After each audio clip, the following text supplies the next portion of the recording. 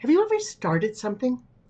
Oh, you're so full of enthusiasm and energy until you're not. And now it's just sitting there. Partially done, maybe even almost done. And somehow you still can't bring yourself to finish it. If you have ADHD, you might really resonate with this. Why is that? Why do we start things and then have such difficulty getting things finished? I'm Christine Dunning. I'm a Master Certified Life Coach. I'm the owner of Two Cats Coaching and the host of this, A Solo Person's Guide to ADHD.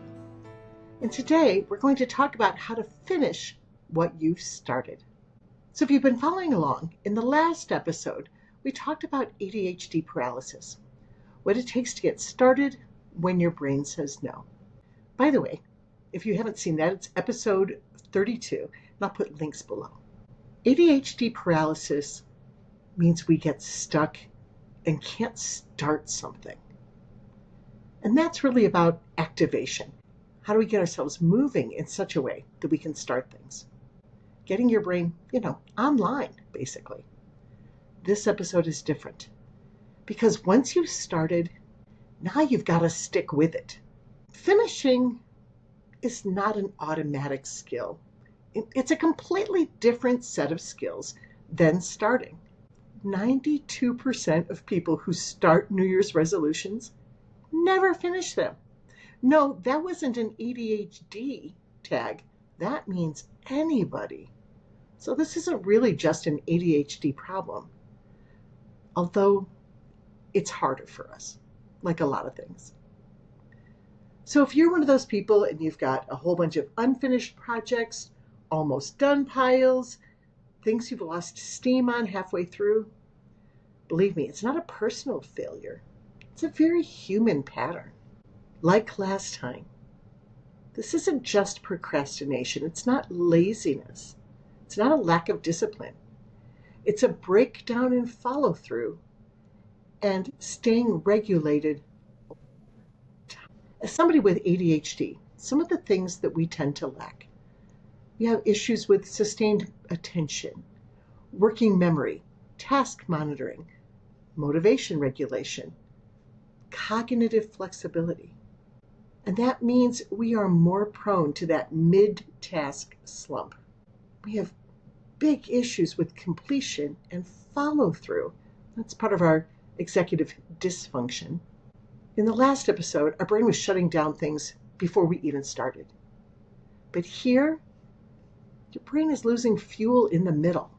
It's like you're driving along and you hit something, and all of a sudden, you've got a hole in your fuel tank, and you just come to a screeching halt.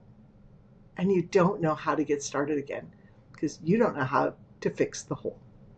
One of the reasons why this is such an issue is that ADHD brains are what's called interest-based.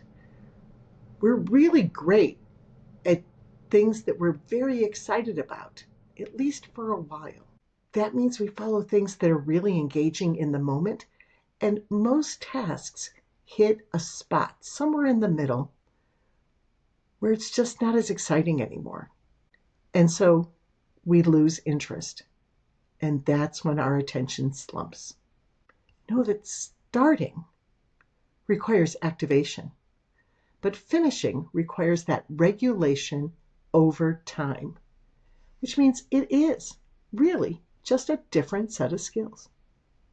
And by the way, I would like to show you a picture of the poster child of unfinished projects. For those of you who are listening to me, yeah, it's me. I was the one raising my hand. This, for me, is the number one way that my ADHD manifests. I'm a creative. I always have a whole lot of different things I like to do. I like to keep my brain active with different kinds of activities, but it also just means that sometimes I just can't get things finished. So where do things tend to break down? Well, the first one is simply that mid-task slump or the middle collapse. The novelty is kind of worn off. We're now into the weeds of things. Maybe things have become a little bit more challenging here. Our dopamine drops. The task becomes more boring, or maybe it's more complex. If you have issues with cognitive flexibility, I mentioned that earlier, a lot of times you get into the middle of a task and you have to change things. What you thought you were going to do here isn't working, and you need to shift and rework things. And so that becomes really difficult for us.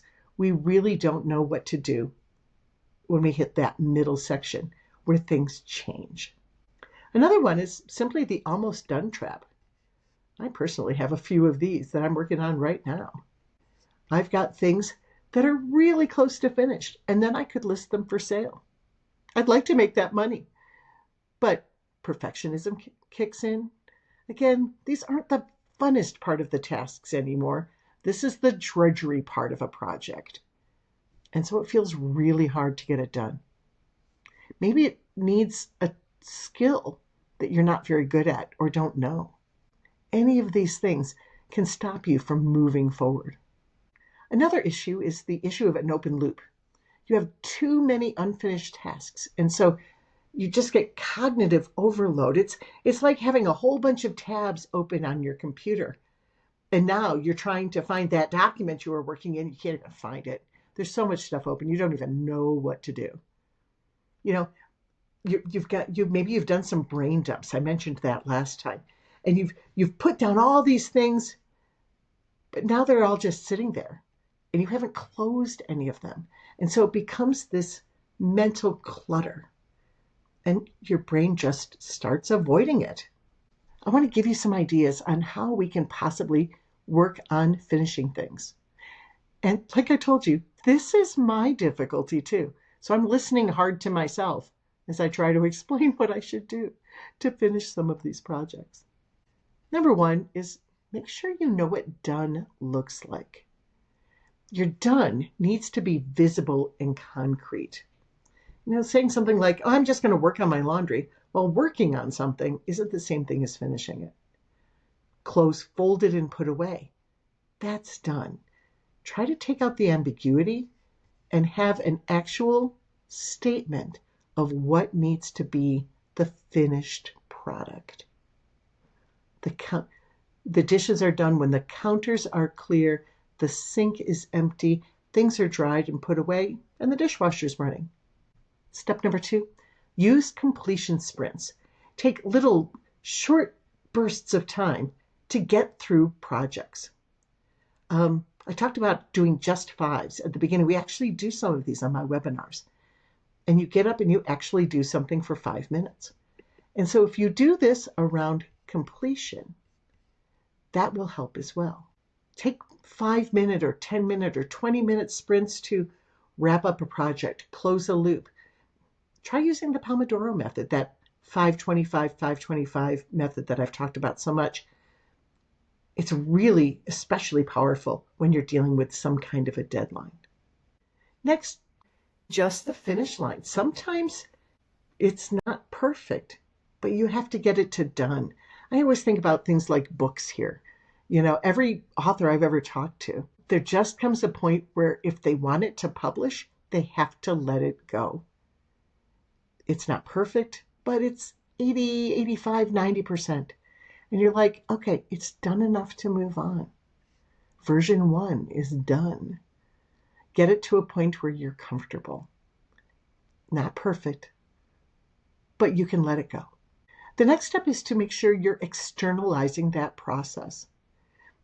Whether that's simple checklists, any kind of a visual tracker, the way they do in a fundraiser when they put up the thermostat and you can see how much money has been raised. Create something like that for yourself. Cross things off the list. You need to see that progress to stay engaged. And make sure that you get the project to where you can close the loop and get it done. Don't leave it at 5%. Push. This is the time to push through. Send that email. Put the dish all the way away. Submit the form. Send it to the publisher. Whatever it is you need to do. The last step is where sometimes things get abandoned. One of the methods that I use that I talk about, it's called fresh eyes. And you simply stop, close your eyes, and then open them looking for what's not done. Consider using that here and saying, okay, am I finished with this? And open your eyes. Oh, I've got 3 more things to do. Work on getting that done. By the way, I talk about fresh eyes in the episode about dishes and laundry. You can find that here. Limit those open projects. Too many in-progress things mean you're not going to get any of them done. No more than 3. Try to limit it. Make sure you're adding rewards throughout. We need payoffs. We need dopamine hits. And so when I get this section done, I will schedule a spa day. When I get this section done, I'm going to let myself go get an ice cream cone. Make sure that you use your network. Use body doubling to get things done. This is especially powerful when you're really trying to get through the last bits of it. Invite a friend over, and they can sit and read a book while you get your work done. Or, do a body doubling online. Join a writer's group where you don't necessarily critique each other's work. You just sit in the same room and write. I've been part of those groups. It's really helpful. I really actually get writing done during that time period and not scrolling on my phone. If by some chance you need to leave a task, you're really working on this, looks great. Oh, but I got to go to work. So leave yourself a breadcrumb really quick. What is the next step I need to get done? Write that in now. That's really going to help you get to the point where when you come back, you won't have restart paralysis. The project I'm working on right now that I can't seem to finish, it's a musical I wrote for my 2nd and 3rd graders back when I was teaching full-time. It's actually been performed a number of times. I've rewritten bits and pieces of it over the time. And I think I know what I want the final form to look like now. And it's one more song, because I'm getting rid of one song. I'm going to add one song in. And then it's a little bit of tweaking. I've got some background tracks to make, motions to put in. That's never something I do very easily. But all of that stuff really is probably 2 days work at the most. 2 8-hour days. I just need to find the time to finish that.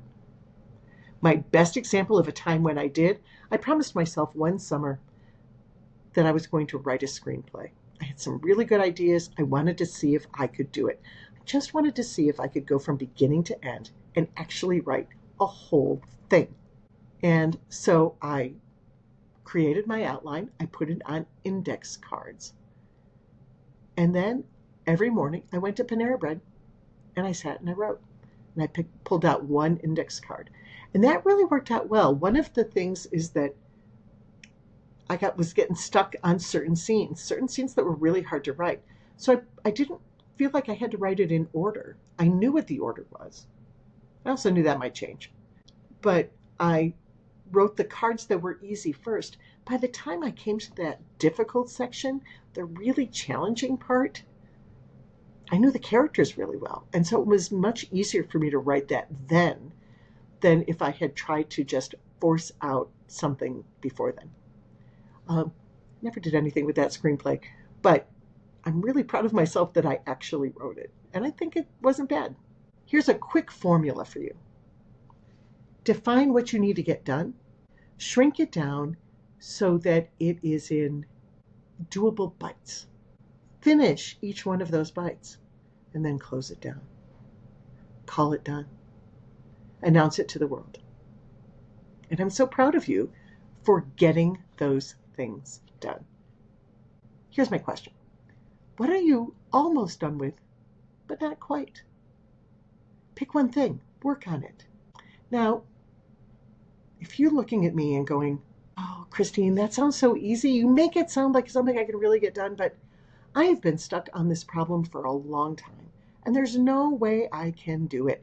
I just can't seem to finish. Well, here we go. This is what life coaches do. And I have a special program that I offer for creatives, and I simply call it Get It Done. because as a fellow creative, I want you to get your work out into the world the same way I want to get my own works out into the world. So it's 2 coaching sessions for the price of 1 with touch-ins in between. So we usually, the way I have done this with previous people is we schedule 1, we talk about the project, we set some parameters, and maybe help you figure out how to organize it, what to select if you've got multiple things going on. And then you go to work. We set some deadlines, and I do some check-ins. If it's something that you can send me part of, I'm happy to take a look at it and see what I think. And then we schedule 1 more so that you can get over those last humps. If you need more sessions after that, you can certainly purchase them. It's not a big deal. As a fellow creative, I want to see you get your work in the world. Hit me up. You can find my contact stuff, where all the contact stuff lives. And so again, thank you so much for coming. And I hope this helps you get on your way to finishing some of the projects that you deserve to have done. I'm going to keep talking about this. I have some other ideas that have come up in the writing of this, and I'll bring them to you in future episodes. Thanks again for coming.